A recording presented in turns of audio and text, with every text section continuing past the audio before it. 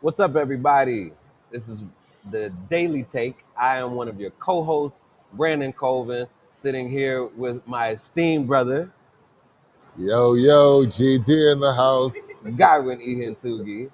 And today we have a very special guest, and she's a wonderful musician, a Detroit native, now residing in New Orleans, Louisiana, Marbrisa. Welcome to the show, Marbrisa.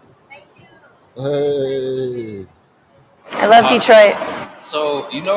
On the Daily Take, Marisa, it's a show where we have interesting conversations Yeah. with interesting people, and we also will be reviewing some interesting products.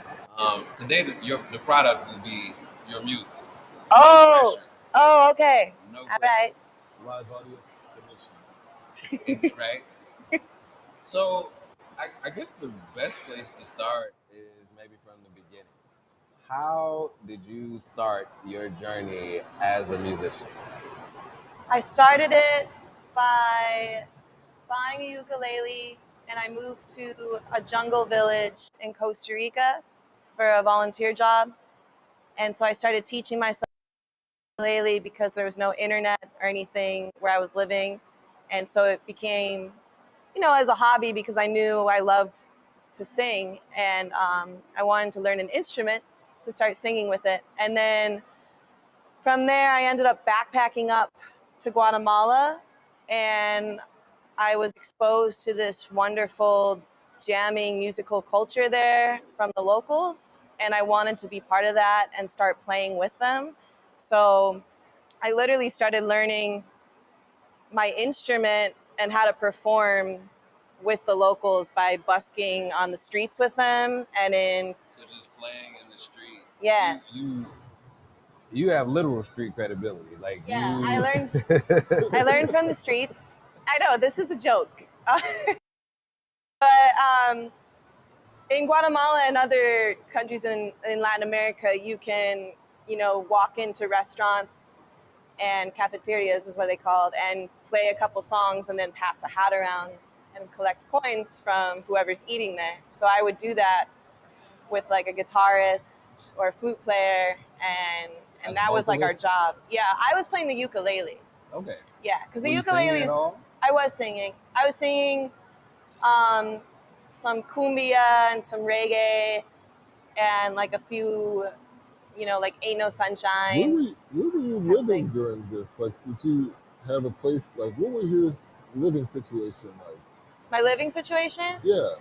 So you can live in hostels in Latin America very easily, and it makes it very affordable. So kind of like just offering the manager of the hostel like, hey, can I just rent a room here month to month, or for the month, and you start living very vagabond and nomadic that way because there's no credit checks or income checks. You can just be like, I'm here, and you can pay them by the night, and it makes it very affordable. I mean, I could stay in a room for like $3 to $5 a night. Oh Oh wow. wow. Yeah, and they were like nice rooms sometimes, like overlooking a volcano lake, and with hammocks and balconies. Yeah. And then these backdrops of Guatemalan uh, tapestry laid the foundation for your works of music. Yeah, yeah, exactly. Um, I really was just attracted to how music brought people together, and I just really, as someone that was just trying to immerse myself in the culture and in the country and leave my culture and country behind, it was just such a beautiful way to connect to people through music. It's such a powerful medium because it's a universal language, and It, it is. And this is just 'cause I apologize for my lack of background. What were you doing before the music? I had just graduated college in anthropology and ecotourism. So I'd gone to Costa Rica to start a career in ecotourism, but I found out that really wasn't what I was What is into. that exactly? What? What What's is ecotourism? Oh, ecotourism is using tourism as a way to protect the environment. So you're like zip lining through the rainforest. It's a way to preserve some kind of environmental space. I mean, it has a business initiative to it. Like Right. this, we can bring money by preserving the environment, like rafting, or planting trees for tourists that want to do something. It sounds fascinating. It is fascinating. But what happened with you? You realized that it wasn't viable necessarily where your true interest was, or Yeah, I didn't like the nonprofit I was working for. I had a really terrible boss that I actually had to live next to.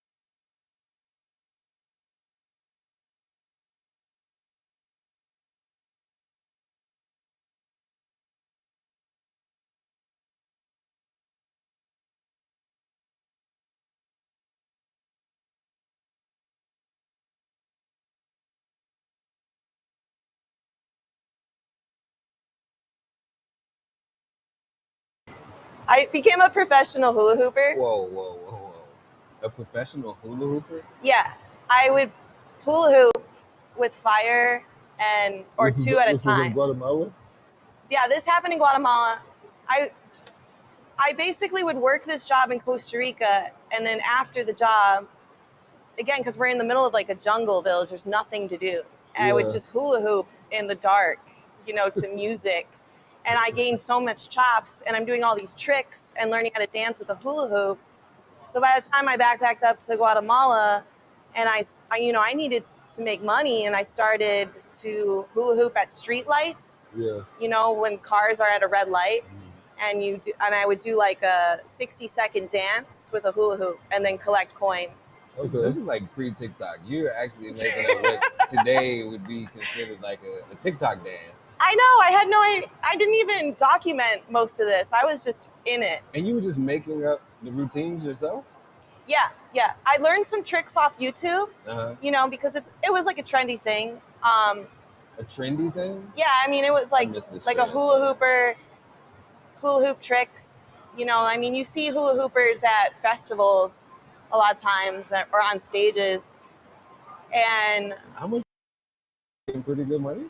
no, I was not making good. No, I was collecting tips. I was just making enough to live To pay your like a $5 Guatemalan. nightly, Yeah. yeah. And I could eat for like $1 a day. And it was just a very different lifestyle. I started hula hooping with 2 hula hoops at a time. I got hired for a couple of festivals. Okay, so And you were like on the hula hoop hustle. yeah. So it sounds like you really began to kind of have a cultural absorption thing going on right after school, where you went away to Costa Rica, to Guatemala, started playing the ukulele, you started hula hooping. Were you performing at all before any of this? No, not at all. Not at all.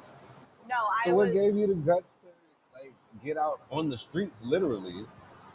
I lived with a couple bluegrass musicians during the last year of my college studies, and it just also made me want to start. I knew I had a voice. I just never showed anyone. Like, no one knew about it because I was very insecure about it. But I was like, I think I can sing, and I really love live music, and so I just wanted to start learning. I come from a family of musicians too. Your father's a musician. Yeah, and so is my mom and sister. They don't really do it anymore though, but yeah. I've seen your father come on stage with you before, though. Yeah, he's Yeah. my unpaid sideman. Okay. So when I'm like, I need some help for a show, but I can't pay you. So, Marbrisa, you grew up in Metro Detroit. and you've obviously traveled internationally and performed internationally. You came up on the international streets. Yeah. Now, right now, you're back in the States, and but you're not living in Detroit currently. Correct. I decided to move during the pandemic instead of staying cooped up here in the middle of the winter, and go to some music cities. I checked out Nashville because I had some friends there, and it wasn't really for me because I'm not really into Americana. Did you perform at each of the cities that you stayed, Did I perform in Nashville? or the cities that you were staying at? Have you been? Oh, no, not there. Sorry, I can't really hear better. But I didn't perform in Nashville, but then I went to New Orleans and I immediately started performing.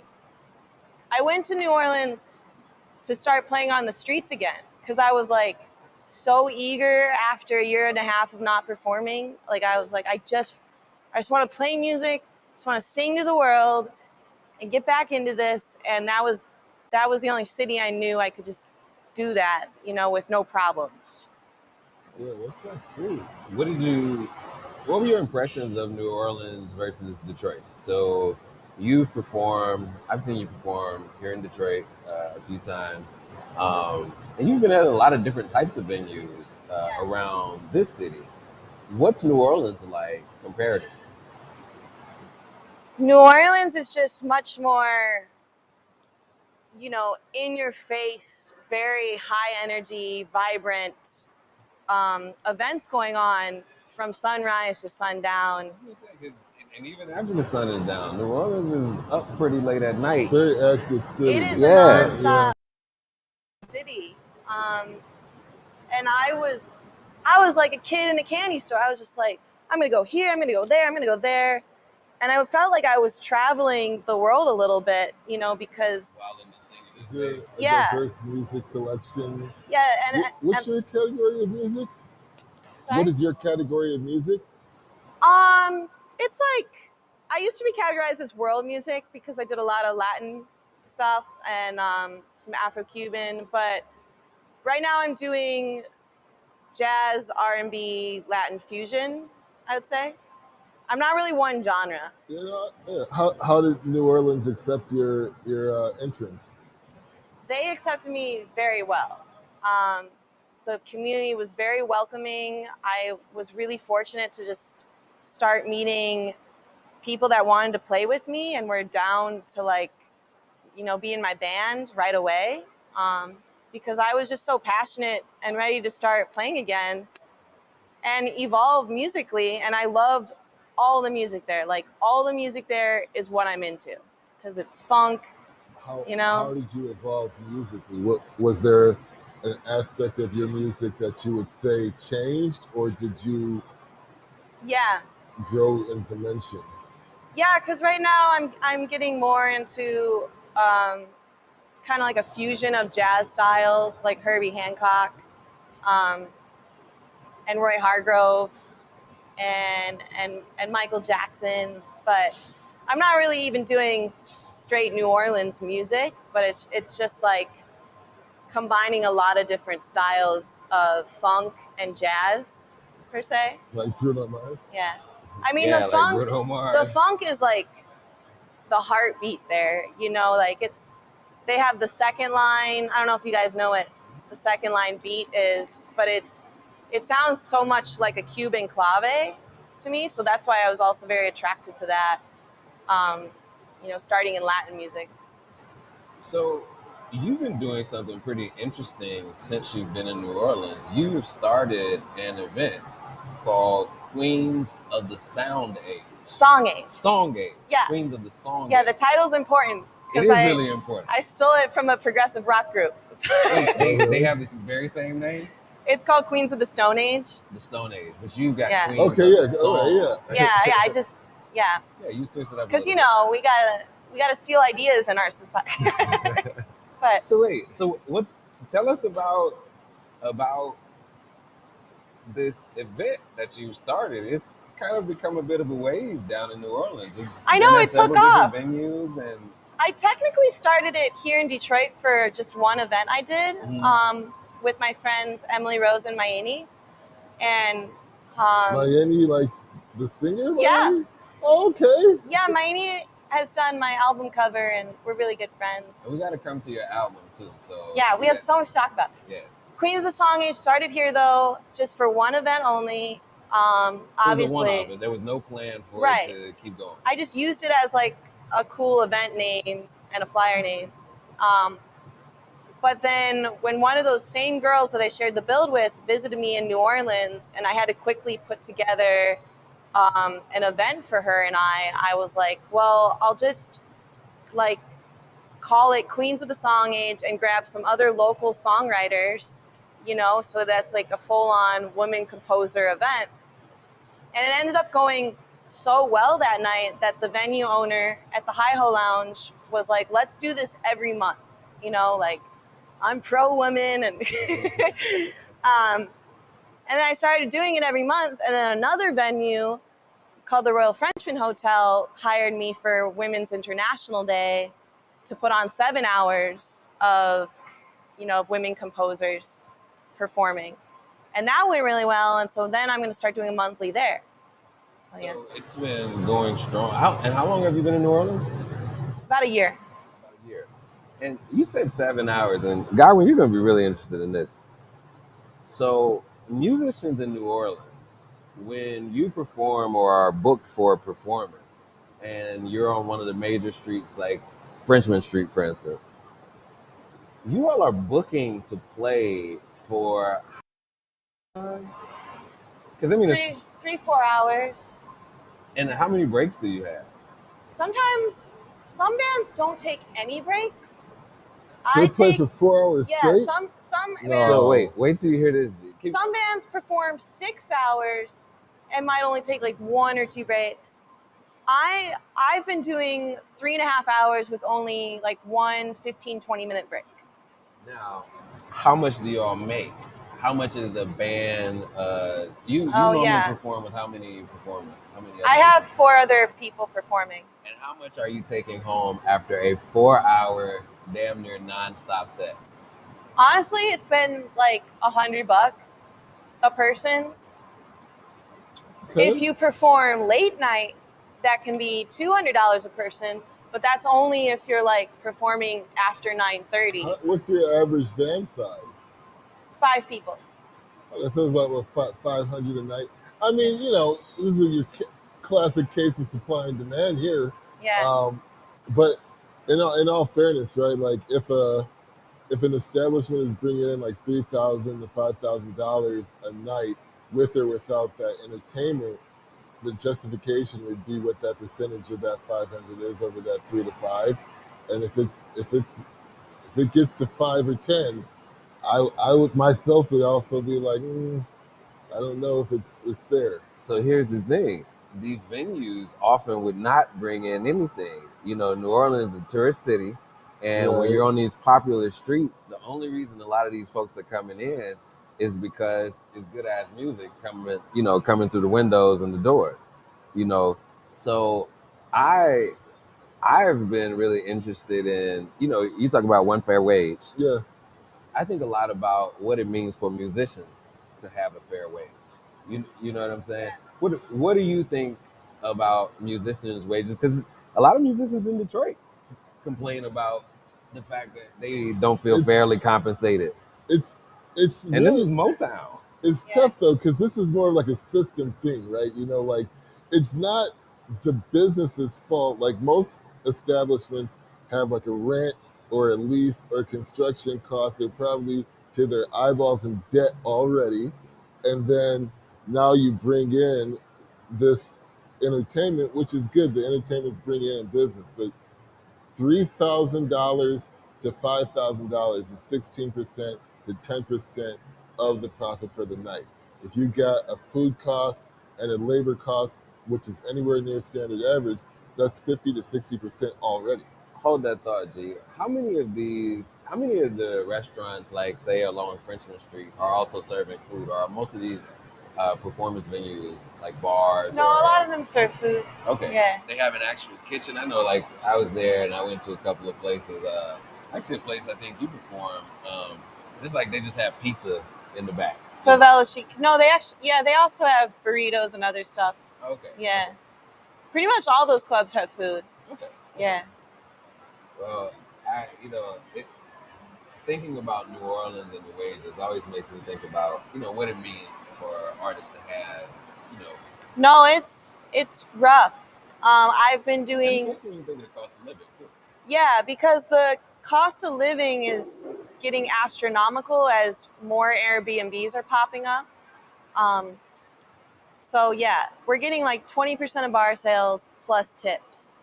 Okay, now 20% of bar sales, not bad. Let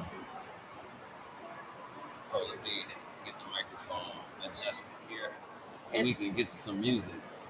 But that's not bad if it's 20% of bar sales. Oh, hey. Was that? Oh, mine. Yeah. Oh, see, I'm adjusting the wrong mic. I know what you're doing. Yeah, I thought I was adjusting her mic. What do you mean? Is there a title to what you're about to play? Yeah, I'm gonna play Bird's Eye. Bird's Eye is off.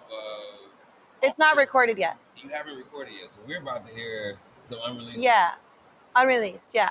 I mean, it might be on some Instagram shots, but yeah. What'd you say? I said, have the streets heard it yet? Yeah. Yeah. This is not an exclusive. We thought we were about to drop that new exclusive. That would be cool. Maybe next time. But So, yeah. Marisa, before you start, you got an album already, and I have 2 albums. I was about to say, and I don't think it's just one. So Yeah. give us a little bit.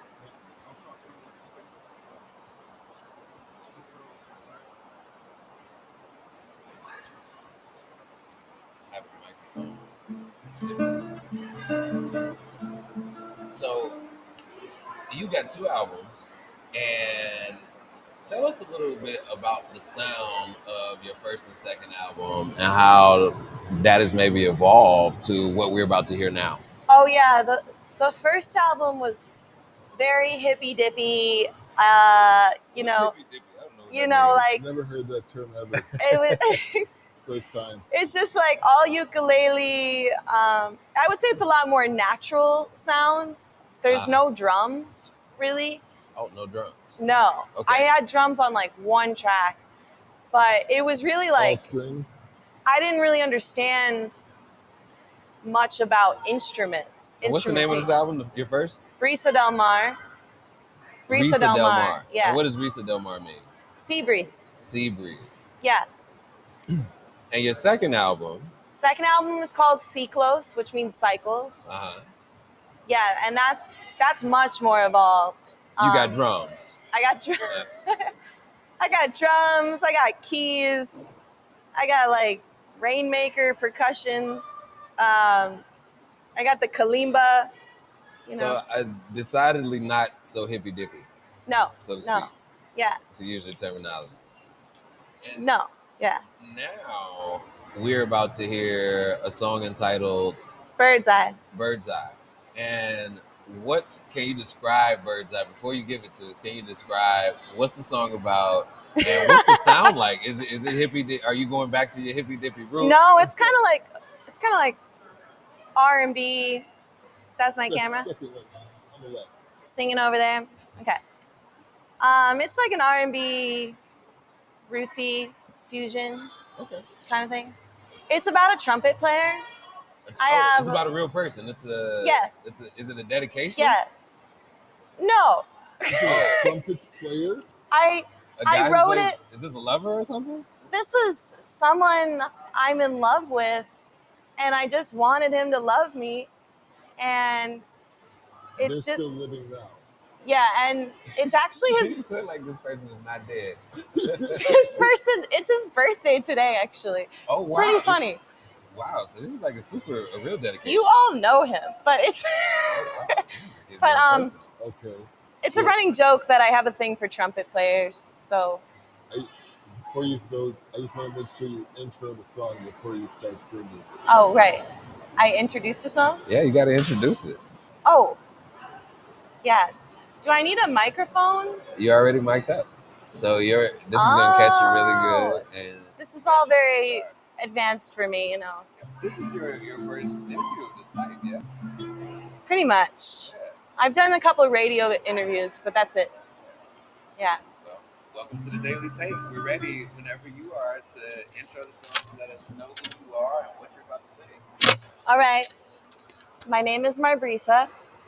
This is called Bird's Eye, and I wrote it here in Detroit. So thank you, Detroit, because this is everyone's favorite song. I think it's a hit. I just want to say that. All right, I'll just keep going.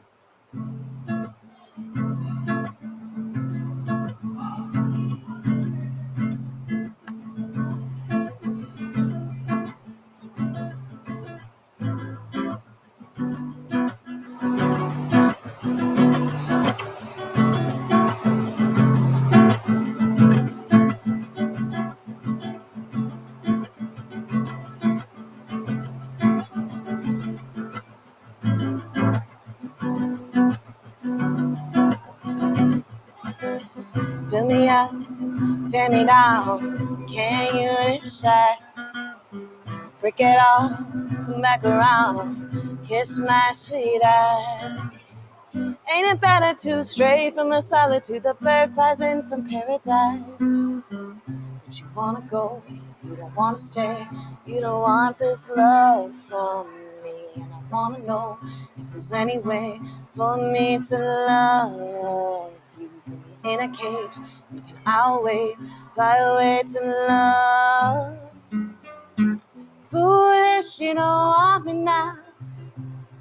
You know, you better cool it, you're gonna move it, you're gonna lose it. Foolish, you don't want me now. Cool it, gonna move it, gonna lose it.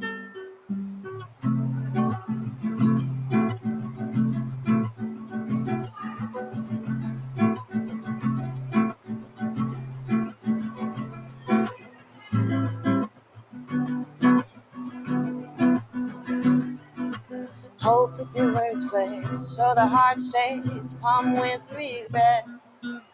Someone to care for until you want more, but he don't accept. It's in a mind when you dig for the diamond, the dirt gets in the way. Dig a little deep, see the real me. Find I wanna just love someone, but you wanna go, you don't wanna stay. You don't want this love from me. Put me in a cage, thinking I'll wait, fly away to love. Foolish, you don't want me now. You know, you better cool it, gonna move it, gonna lose it. Foolish, you don't want me now. Cool it, gonna move it, gonna lose it.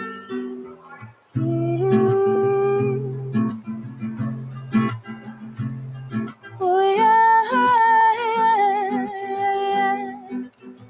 oh yeah.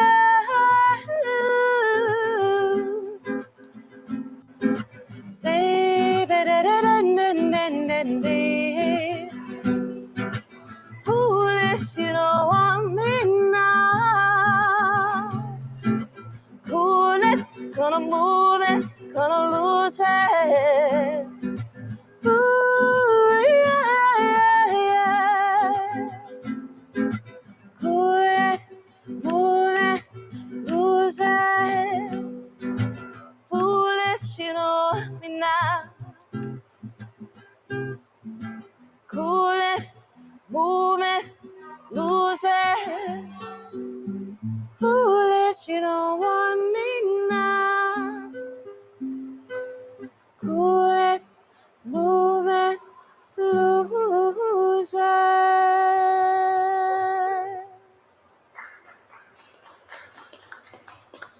Thank you. Definitely. A 5-star product review.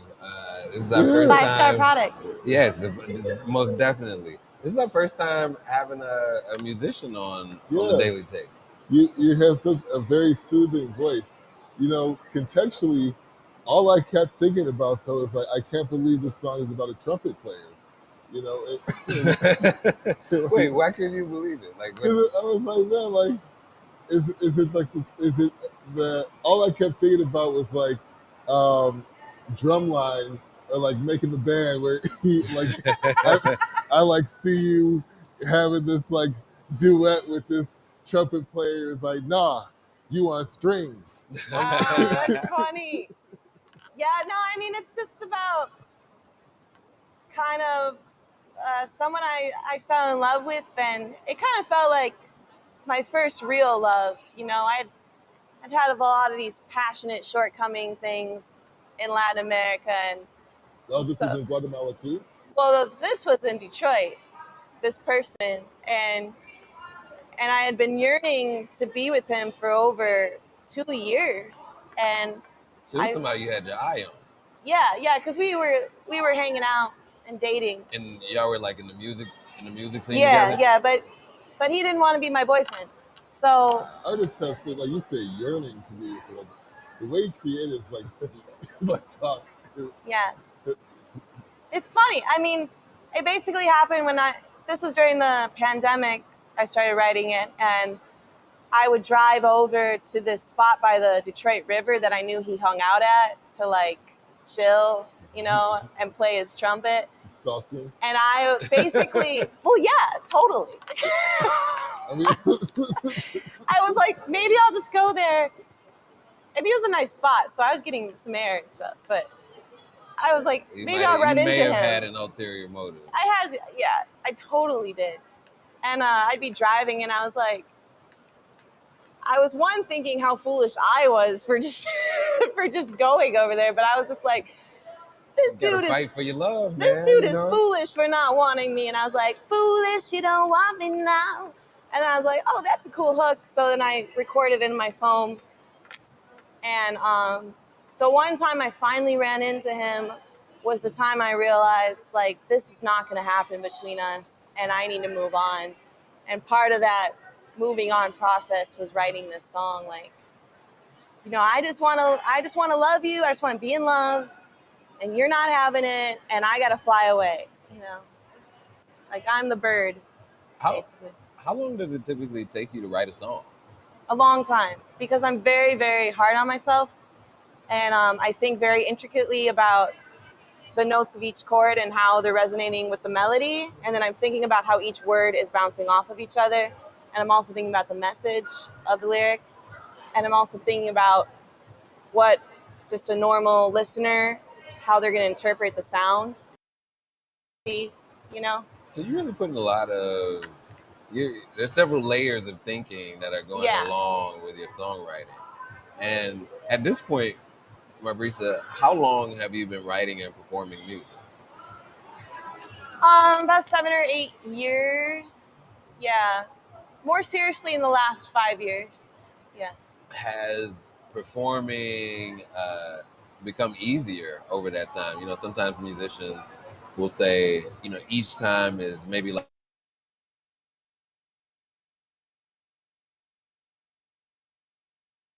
getting easier, and some say the very opposite. Some say that it becomes like riding a bike. You know, you become on autopilot. What's your experience as a performer and musician?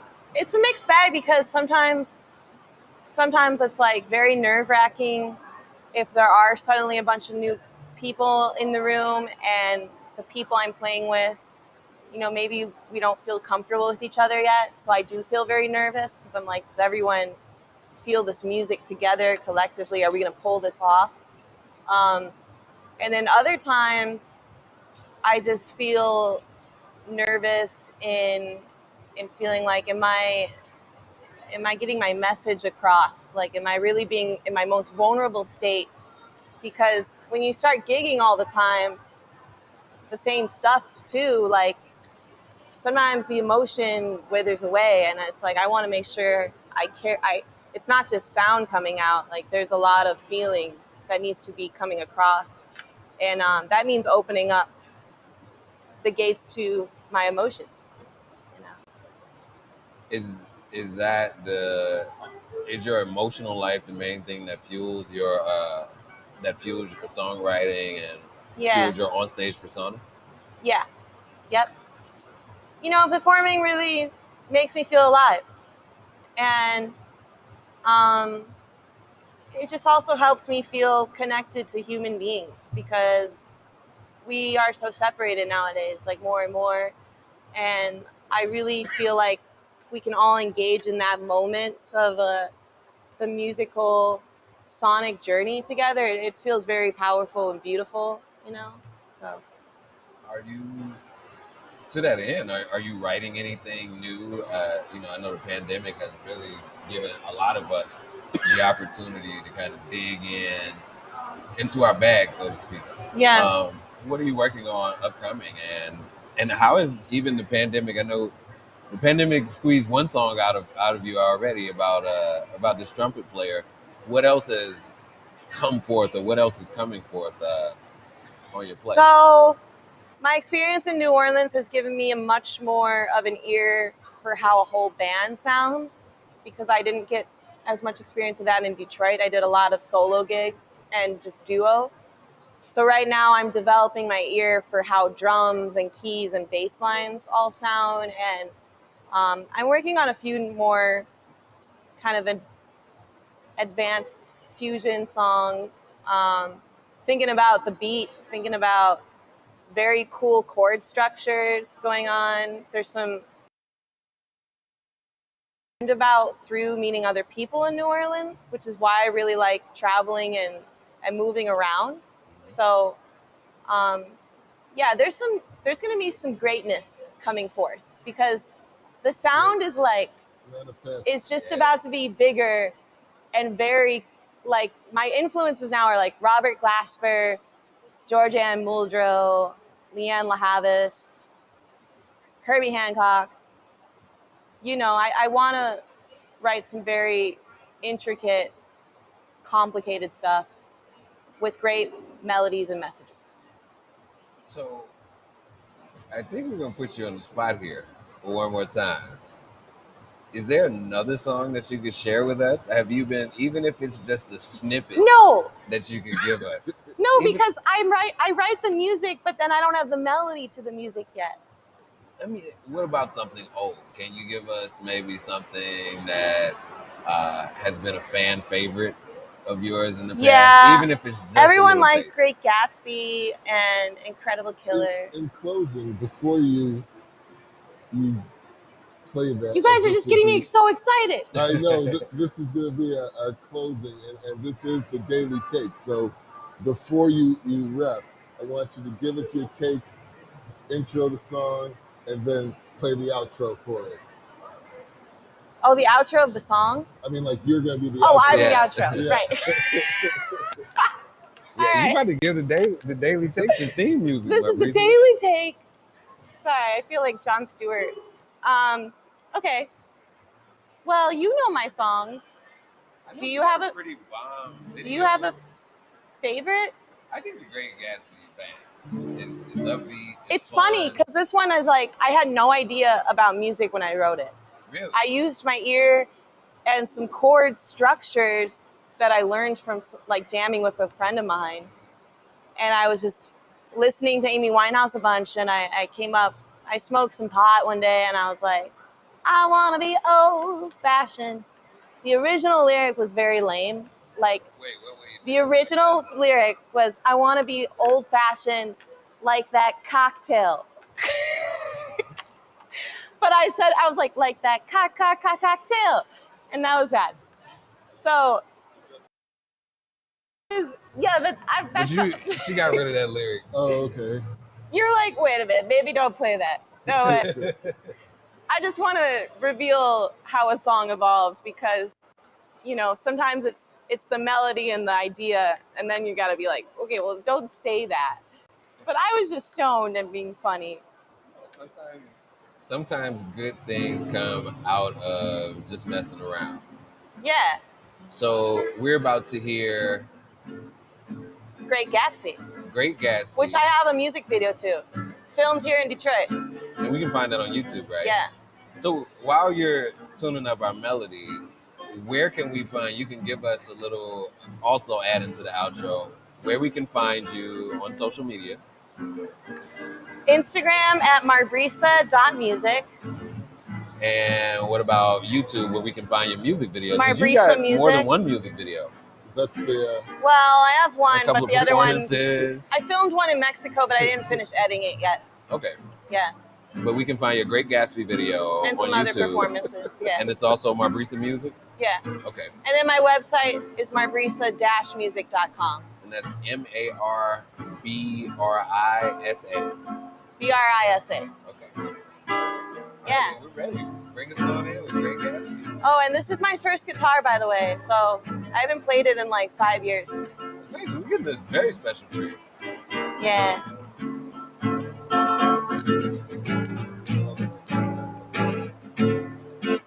Feeling kind of lonely,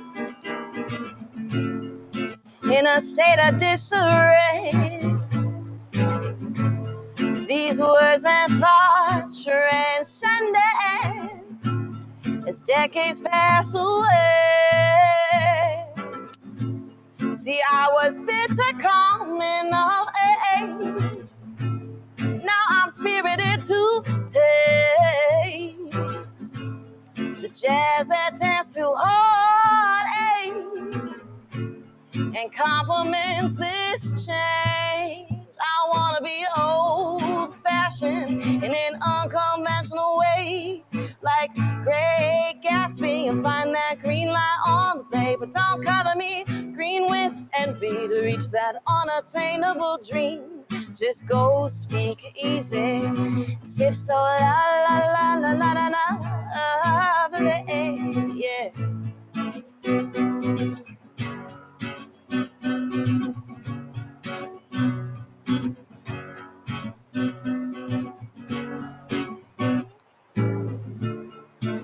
Not so melancholy, the bourbon melts me stay. I roll into the gold of that day. It's all the new money,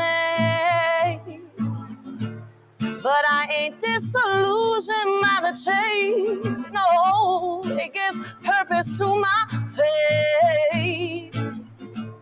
Let's purge this golden waste right under heaven's gaze. I wanna be old-fashioned in an unconventional way, like Great Gatsby, and find that green light on the bay. But don't color me green with envy to reach that unattainable dream. Just go speak easy and sip so lovely. Sa-da-da-da-da.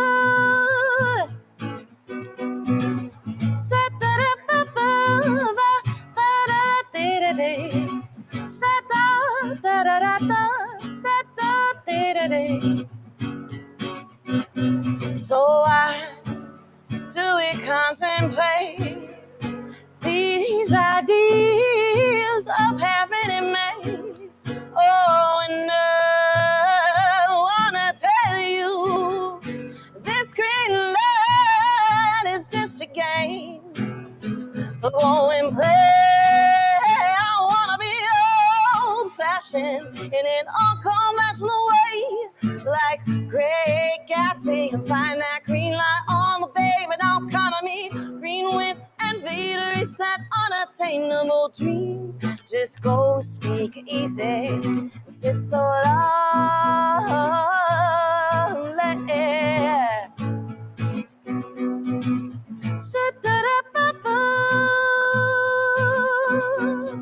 Great, great Gatsby, sip so lovely, speak so easy.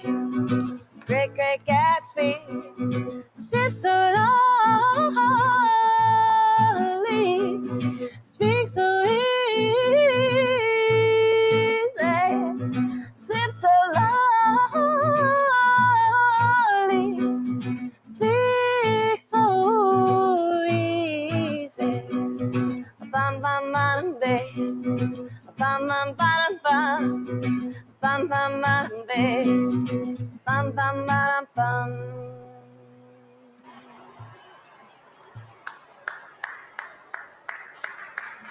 Thanks, Take Detroit.